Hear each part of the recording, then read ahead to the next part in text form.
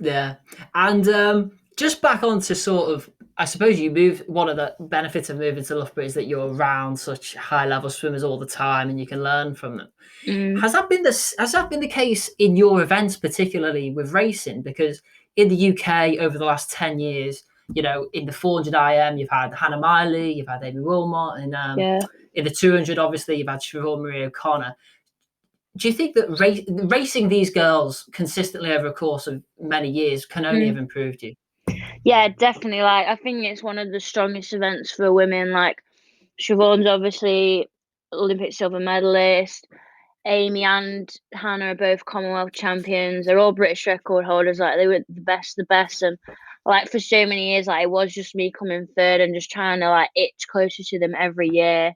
And I think at the time, like, it probably was annoying. Like, I would never place high at champs. Like, I'd be lucky to make the podium with them three there. So I think at the time, like, it was frustrating, but I didn't realize how good for me it was because if it wasn't like I'd just be like swimming, racing on my own, and it would just wouldn't have. I might not have been where I am now. Yeah. And was there, when you were racing those girls, was there a moment where you sort of realized that you could potentially one day actually make a senior team, or that you could sort of compete with those girls? I think it's only started to come recently. Like, I feel like since ISL, like, I've just had like a new lease of confidence. So like even like before the pandemic, like I saw them on such a different class to me, and I just couldn't compare myself. I just had it in my head that I was always third place, and like I didn't really stand a chance until they quit. And I feel like I was in a waiting game of waiting for them to quit, and like obviously like Amy's like doing better than ever. So like I don't that was the wrong approach to have, and I think now like since ISL, the confidence it gave me, I'm kind of like no, like I'm in the running as well. Like I've not been around just as long, but like I've got enough experience now to like go up against them, and yeah, they Yeah. just push me so much, and especially like training with Siobhan all last year, that definitely helped me a lot as well. Yeah, no, that's something that I was going to talk about actually. About Mm. this year at the ISL, you were really one of the breakout stars, if not the most fervent breakout star at the meet. Mhm. Was when you before that meet, did you have an inner confidence that you had that potential in you, or because those results were so, those times, breaking the 200 IM British record, and Mhm. for being an example of that, because those were so unprecedented for you, was it a shock to your system at how Mhm. good you actually did go?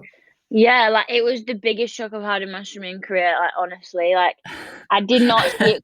Like I didn't see it coming at all because obviously I had no indication of how my swimming was going. I hadn't raced in like what, like 8 months. Yeah, Like it was like so shocking. I think me and my coach kind of just said like, oh, like it would be nice for you to come back with some top fours just to get a bit of money to help me keep going with swimming. And he was like, these are the times that, like, my targets were literally like the times that the top four had got like in the season before, and I think I was literally just doing it for the experience and just to, like try and get some momentum. And then after the first race, I literally went into the first race and I was just like, right, I'm just gonna try and find my feet, see what it's like to race again. And then I touched the wall and I'd come like second. Like even in the race, I didn't even realize it was happening. Because of how the lanes are, yeah, and like obviously it's like two, two, two, two. yeah. All the best I had people are on no, the other side of the pool, aren't yeah, they? you Yeah, have no idea where you are. So like you literally just find one person in your island and try and race them. And I literally thought like, oh, like two or three people must be so far ahead I can't see. And I just locked eyes with whoever, I think it was Melanie Margalis, and um yeah, I was like, oh, like, I'm just gonna try and race her. And then I turned and it was like a 2:05, and like the fastest I'd ever gone before was like 2:07. And then I yeah, was so shocked. And then obviously, like, I think as the rounds went on, I just built so much confidence that I'd never had before. Because I think it was better. Like me being so naive was like the key for me. yeah. I It so was. Yeah, it was a little bit of ignorance was a little bit of a bliss for you at the time. Yeah. 100%, yeah. Yeah, because if anybody's out there and they haven't noticed it, if you go back and watch your 200 IM at the ISL when you go 204, your Mm. face at the end when you see the time is an absolute picture to Yeah, well, behold. it It's brilliant. was.